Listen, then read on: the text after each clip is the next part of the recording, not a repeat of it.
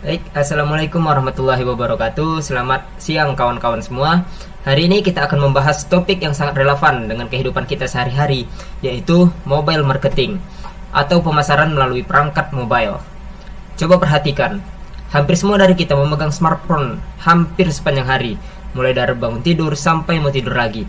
Nah, fenomena inilah yang dimanfaatkan oleh para pemasar untuk menyampaikan pesan mereka. Presentasi ini akan mengupas konsep dasar mobile marketing, mengapa penting, saluran-saluran yang digunakan, strategi menyusun kampanye, sampai studi kasus dan tantangan etikanya. Mari kita mulai. Nah, di agenda pembahasan, sebelum masuk ke detail, saya ingin memberikan gambaran alur presentasi kita hari ini. Kita akan membahas 6 pokok pembahasan. Pertama itu, di sini ada konsep dan evolusi. Konsep dan evolusi mobile marketing. Nah, jadi di sini kita akan menjelaskan bagaimana pemasaran bergeser dari cara tradisional menuju era modern. Kemudian yang kedua di sini ada mengapa mobile itu penting, gitu kan? Didukung dengan data-data perilaku pengguna gitu. Kemudian yang ketiga kita akan membahas berbagai saluran dan taktik yang digunakan, mulai dari SMS sampai location based marketing. Kemudian yang keempat ada kerangka kerja untuk menyusun strategi kampanye yang efektif. Kelima ada studi kasus nyata dari brand-brand di Indonesia yang sudah kita kenal sehari-hari. Dan yang terakhir kita akan membahas soal tantangan etika serta tren masa depan. Nah, silahkan disimak baik-baik karena materi ini akan sangat berguna baik untuk tugas kuliah maupun bekal karir di dunia pemasaran digital. Kita lanjut ke slide 3. Nah, apa itu mobile marketing? Mari kita mulai dengan pertanyaan mendasar. Apa sebenarnya yang dimaksud dengan mobile marketing? Secara akademis, mobile marketing dapat didefinisikan sebagai bentuk pemasaran digital yang menggunakan perangkat mobile seperti smartphone dan tablet sebagai kanal untuk menyampaikan pesan pemasaran yang dipersonalisasi, peka waktu dan peka lokasi kepada konsumen. Perhatikan 3 kata kunci di sini. Dipersonalisasikan. Ya. Ada 3 elemen kunci yang perlu kita pahami di sini. Yang pertama itu personalisasi. Karena smartphone bersifat sangat individual, satu perangkat biasanya memiliki banyak digunakan oleh satu orang. Tuh. Sehingga pesan bisa disesuaikan dengan preferensi spesifik pengguna tersebut. Kedua ada real time. Komunikasi bisa terjadi kapan aja karena perangkat mobile mengikuti mobilitas penggunanya, tidak seperti televisi yang hanya bisa diakses di rumah. Kemudian yang ketiga ada kontekstual. Pemasaran bisa memanfaatkan data lokasi, waktu, bahkan pola perilaku pengguna sebagai konteks untuk menyampaikan pesan yang lebih relevan.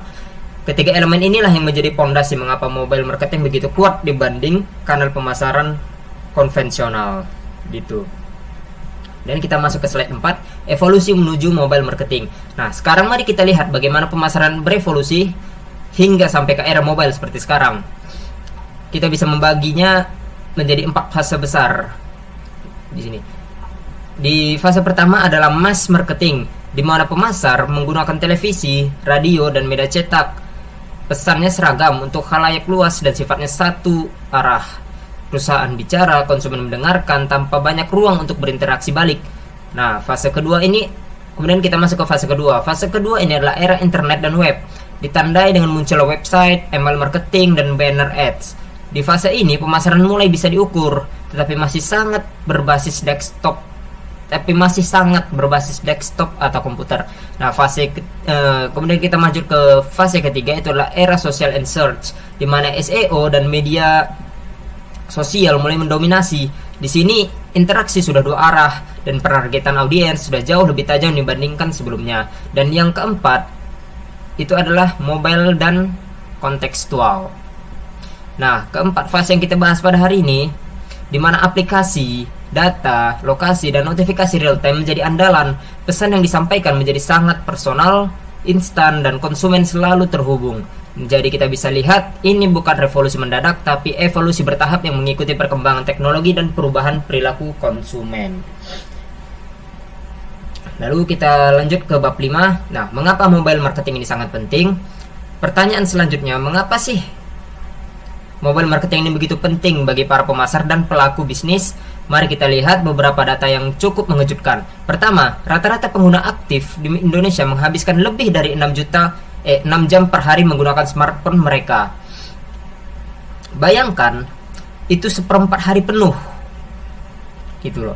Kemudian yang kedua, lebih dari 70% traffic e-commerce global sekarang berasal dari perangkat mobile, bukan dari perangkat komputer atau laptop. Kemudian yang ketiga, dari seluruh waktu yang dihabiskan di perangkat mobile, 90% yang digunakan di dalam aplikasi, bukan melalui browser. Nah, ini penting karena menunjukkan bahwa strategi in-app menjadi sangat krusial. Kemudian dan yang keempat, pengguna hanya butuh waktu luang kurang dari 3 detik untuk memutuskan apakah mereka akan berinteraksi dengan sebuah iklan mobile atau langsung mengabaikannya. Nah, implikasinya bagi kita sebagai calon pemasar itu adalah kanal mobile bukan lagi sekedar pelengkap strategi digital, melainkan sudah menjadi titik kontak utama dalam perjalanan konsumen, mulai dari tahap kesadaran, pencarian informasi sampai akhirnya melakukan transaksi. Kemudian kita lanjut ke slide ke-6. Nah, di slide ke-6 ini ada karakteristik unik mobile marketing. Nah, selanjutnya mari kita bahas apa yang membuat mobile marketing ini begitu unik dibandingkan dengan kanal pemasaran lainnya. Ada 4 karakteristik utama. Pertama itu personal. Karena perangkat mobile itu bersifat individual gitu kan. Pemasar bisa menyasar pesan yang sangat spesifik untuk tiap orang, berbeda dengan iklan televisi yang sifatnya massal. Kemudian yang kedua ada online, always on, atau selalu aktif gitu ya. Nah, perangkat mobile terhubung ke internet hampir sepanjang waktu, sehingga komunikasi bisa terjadi kapan saja, tidak terbatas jam tayang seperti media konvensional gitu. Kemudian yang ketiga ada berbasis lokasi, fitur GPS pada smartphone. Nah, memungkinkan pemasar menyasar konsumen berdasarkan posisi geografis mereka secara sangat presisi. Misal saat mereka sedang berada di dekat sebuah toko gitu, dan yang lain-lainnya. Kemudian yang keempat ada interaksi, layar sentuh, kamera dan berbagai sensor pada smartphone yang mungkin bentuk-bentuk interaksi yang baru yang sebelumnya tidak mungkin dilakukan gitu, seperti augmented reality, pemindahan QR code hingga perintah suara. Kemudian yang keempat karakteristik inilah yang menjadikan mobile marketing sebagai kanal yang sangat powerful, namun juga menuntut kehati-hatian dalam eksekusinya. Nah, lanjut kita ke slide ke-7, saluran SMS dan MMS marketing. Nah, sekarang mari kita masuk ke bagian yang lebih teknis, yaitu saluran-saluran yang digunakan dalam mobile marketing. Kita mulai dari yang paling klasik, SMS dan MMS marketing. Ini adalah saluran paling tua di dalam dunia marketing. Pesan teks singkat atau pesan multimedia dikirim langsung ke nomor-nomor telepon konsumen tanpa memerlukan koneksi internet atau aplikasi khusus. Nah, yang menariknya, tingkat keterbukaan atau open rate dari SMS ini sangat tinggi, seringkali di atas 90%, karena notifikasinya langsung muncul di layar kunci ponsel. Beda jauh dengan email yang bisa saja tidak pernah dibuka gitu kan. Nah, saluran ini sangat cocok untuk pesan-pesan yang mendesak seperti konfirmasi transaksi, kode OTP dan keamanan akun, pengingat janji temu, atau promo kilat yang butuh direspon terlebih dahulu gitu. Jika dikirim tanpa izin, itu dianggap sudah melanggar etika pemasaran, bahkan bisa melanggar regulasi. Keterbatasannya, format SMS itu juga sangat terbatas, hanya 160 karakter dan minim elemen visual dibandingkan kanal-kanal mobile lainnya. Kita lanjut ke slide 8, saluran pemasaran berbasis aplikasi atau in-app. Nah, saluran berikutnya adalah pemasaran berbasis aplikasi atau app-based marketing. Aplikasi mobile milik sebuah brand pada dasarnya itu menjadi ruang pemasaran yang privat, mulai dari konteks promosi hingga transaksi, semuanya terjadi dalam satu ekosistem yang sepenuhnya dikendalikan oleh perusahaan itu sendiri. Ada 4 teknik utama di sini. Yang pertama, in-app advertising, yaitu iklan yang ditampilkan di dalam aplikasi milik pihak ketiga, biasanya berdasarkan data minat pengguna gitu. Kemudian yang kedua ada App Store Optimization atau ASO. Ini adalah proses optimasi judul, kata kunci, icon, dan ulasan aplikasi agar lebih mudah ditemukan di App Store maupun di Play Store. Mirip seperti SEO tapi khusus untuk toko aplikasi gitu. Kemudian yang ketiga ada gamifikasi dan program loyalitas. Nah, Ini termasuk pemberian poin, badge atau tantangan di dalam aplikasi untuk meningkatkan retensi dan mendorong pengguna kembali menggunakan aplikasi secara rutin gitu. Kemudian yang keempat ada deep linking, yaitu tautan yang membawa pengguna langsung ke halaman spesifik di dalam aplikasi sehingga mempercepat proses konversi tanpa harus mencari-cari sendiri. Kita lanjut ke slide 9. Slide 9, mobile social media marketing. Nah, selanjutnya mari kita bahas mobile social media marketing. Fakta menariknya, lebih dari 95% akses media sosial saat ini dilakukan melalui perangkat mobile.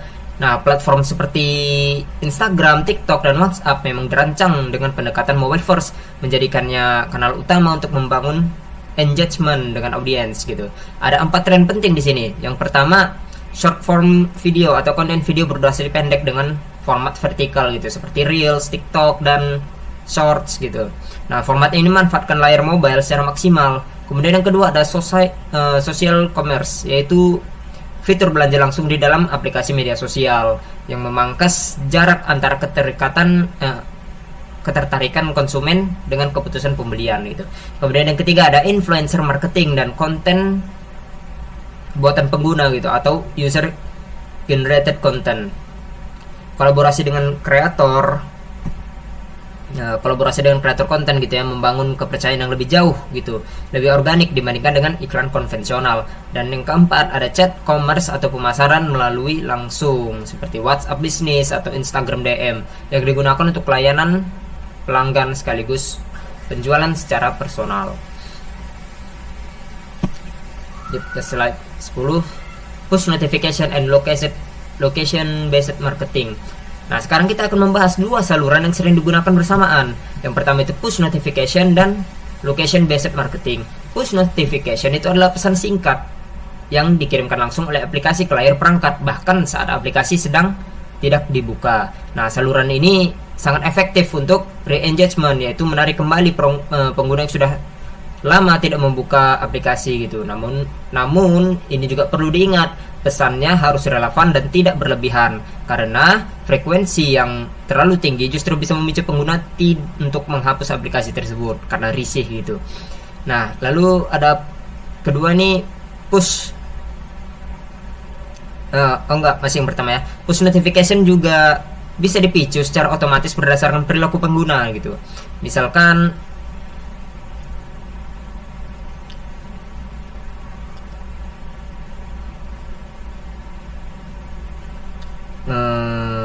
ketika seorang meninggalkan barang di keranjang gitu, belanja tanpa menyelesaikan transaksi. Nah, di sisi lain kita punya location based marketing yang menyasar konsumen berdasarkan posisi geografis mereka secara real time menggunakan GPS gitu. Ada 3 teknik utama geofencing gitu, yaitu memicu pesan saat konsumen memasuki radius tertentu. Misal ketika mereka mendekati sebuah gerai toko. Geotargeting, yaitu menyesuaikan konten iklan berdasarkan kota atau wilayah tempat pengguna berada.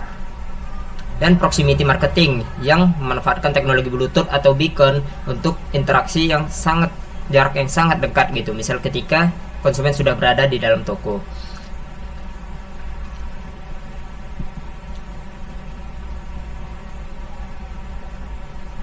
Nah, kemudian kita masuk ke slide 11. Slide 11, mobile search marketing. Nah, saluran terakhir yang akan kita bahas adalah mobile search marketing.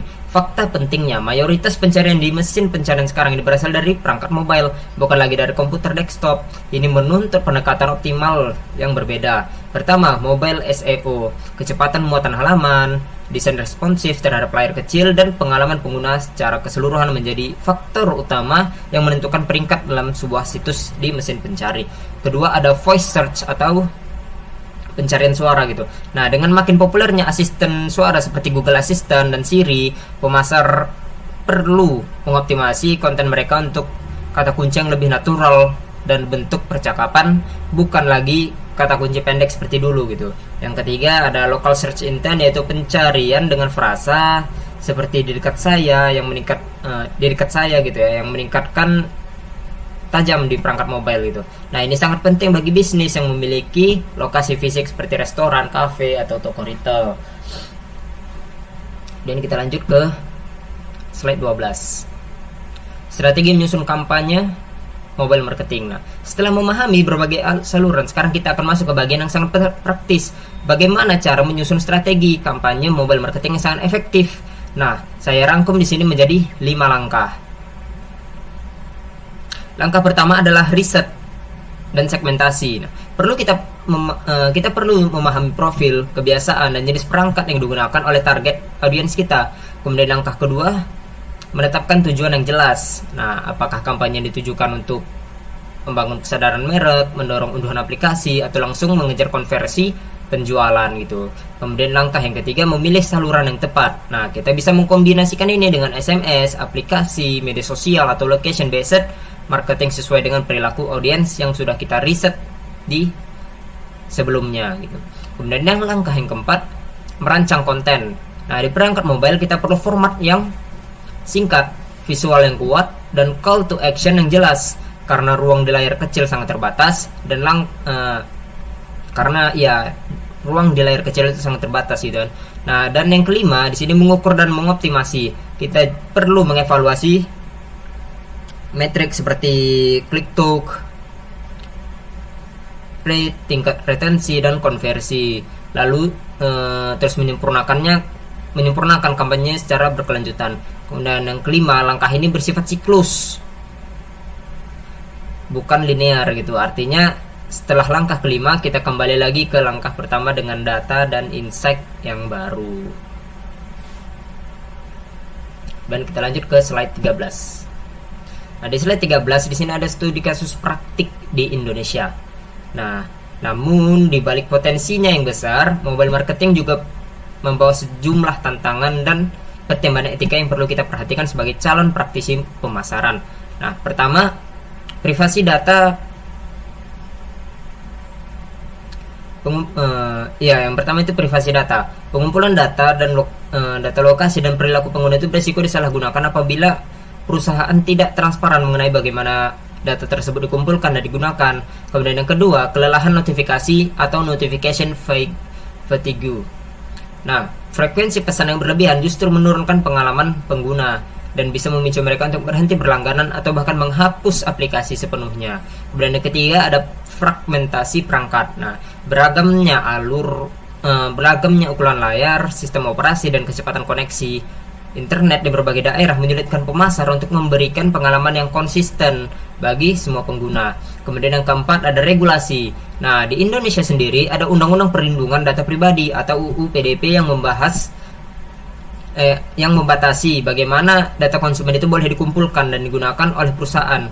Nah, sebagai pemasar yang bertanggung jawab, kita perlu memastikan bahwa strategi yang akan kita jalankan tidak hanya efektif secara bisnis, tetapi juga etis dan sesuai dengan regulasi yang berlaku. Kemudian kita lanjut ke slide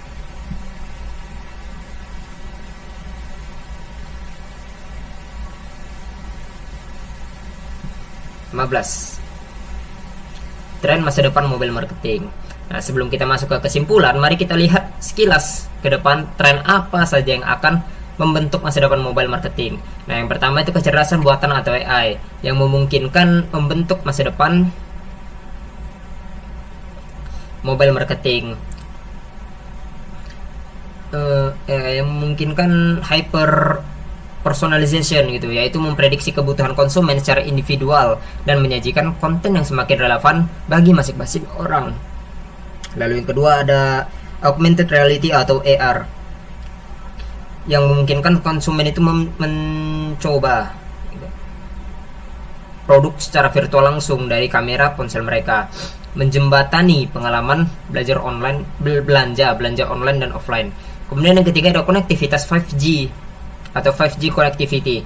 Nah, dengan kecepatan tinggi dan latensi rendah membuka ruang bagi konten video dan interaktif yang jauh lebih kaya dibanding sebelumnya. Kemudian yang keempat ada voice and conversational commerce. Nah, transaksi serta pencarian melalui perintah suara dan chatbot akan semakin menjadi kebiasaan sehari-hari kita. Nah, tren-tren ini menunjukkan bahwa mobile marketing akan terus berkembang, dan sebagai calon praktisi, kita perlu terus mengikuti perkembangan teknologi ini hingga tidak tertinggal. Nah, hingga sampailah kita pada slide ke-16, yaitu di kesimpulan. Sebagai penutup, mari kita rangkum apa yang sudah kita pelajari pada hari ini. Nah, yang pertama, mobile marketing adalah bentuk pemasaran yang personal, real time, dan kontekstual yang disampaikan melalui perangkat genggam konsumen. Kemudian yang kedua, ada efektivitas mobile marketing yang sangat bergantung pada pemilihan saluran yang tepat, baik itu SMS, aplikasi, media sosial, notifikasi, maupun location based marketing yang disesuaikan dengan perilaku audiens kita. Kemudian yang ketiga, ada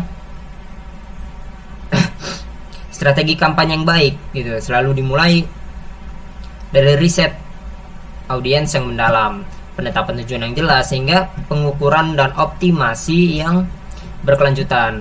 Ini bukan proses sekali jalan, tapi siklus yang terus berputar. Kemudian yang keempat, yang tidak kalah penting, keberhasilan jangka panjang dalam mobile marketing menuntut keseimbangan antara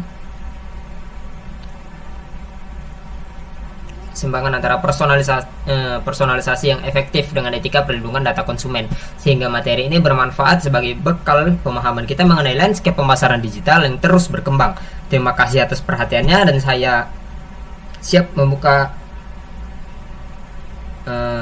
dan saya mohon maaf apabila ada kesalahan di dalam presentasi saya pada hari ini. Mungkin itu saja dari saya. Sekian, terima kasih. Wassalamualaikum warahmatullahi wabarakatuh.